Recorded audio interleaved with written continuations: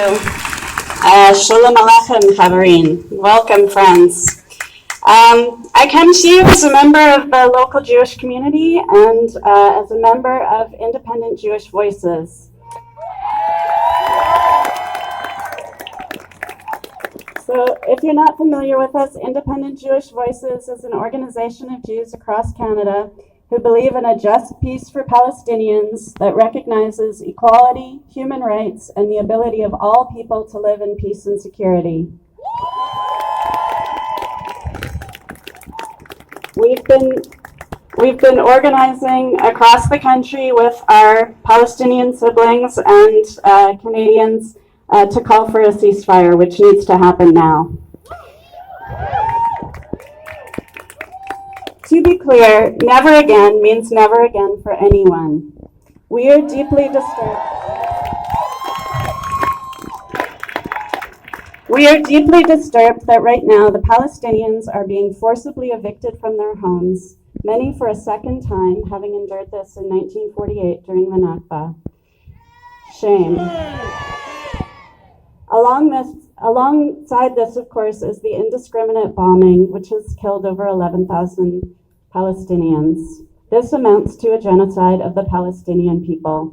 Shame. What must be done? As has been said, we need an immediate ceasefire to end the ongoing genocide of Palestinians.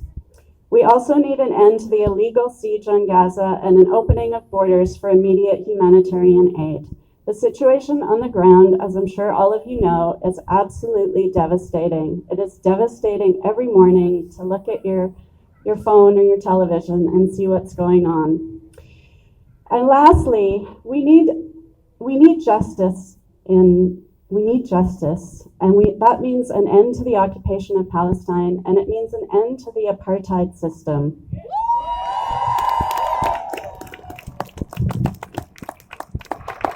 So, as was mentioned, I'm a teacher. I'm a member of a local union, the Greater Victoria Teachers Association, as well as a provincial union, the BC Teachers Federation.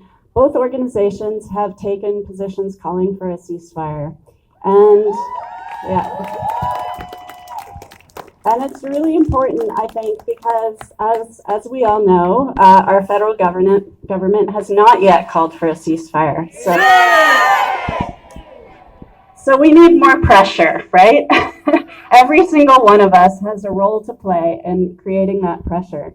All of us are members of faith groups, of social groups, of trade unions, of municipalities. We all have local leadership, we have provincial leadership, we have federal leadership. Their offices are here. We all have a role to play in getting the organizations we belong to make statements and to individually and collectively pressuring all of these people until our federal government does the right thing.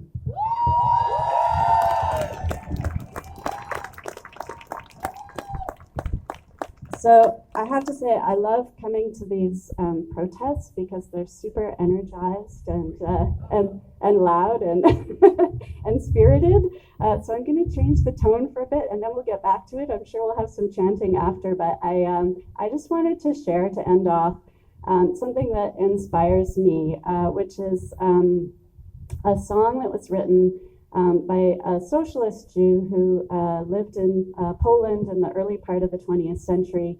His name was Morris Winchevsky, and he was an active member of an organization called the Bund, which was a socialist Jewish organization in Poland in the 1920s. And this song is called The Future, and I'm just going to read, or try to sing actually.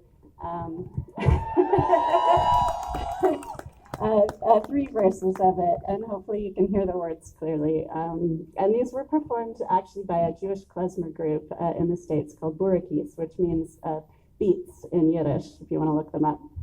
So here we go. Oh, the world will glow with beauty,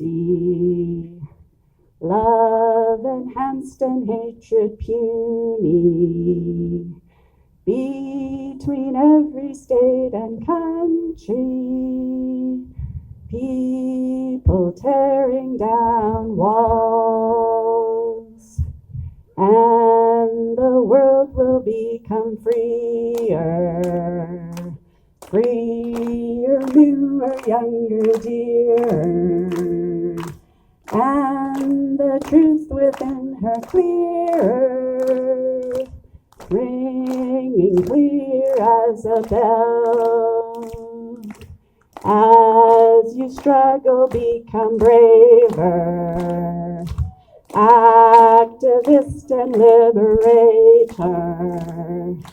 Be a hero and creator, reimagining our world. Free Palestine!